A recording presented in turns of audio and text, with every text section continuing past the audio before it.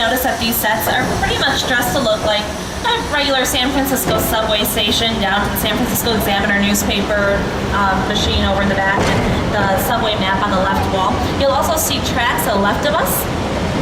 Well, as you can see, there's a train right here. With just a flip of a switch, this train can be activated and actually run across those tracks. But what's really unique about this soundstage is actually 2 levels that can be used for filming. There's a whole level above us that starts...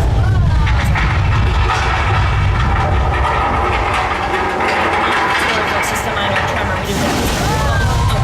Oh, no. It's gonna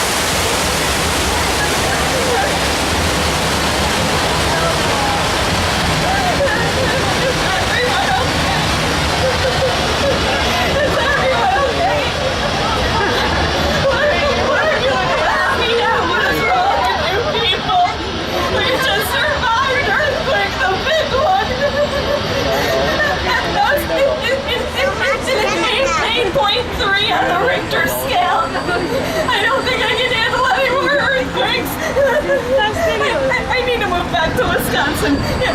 I'm moving back to Wisconsin.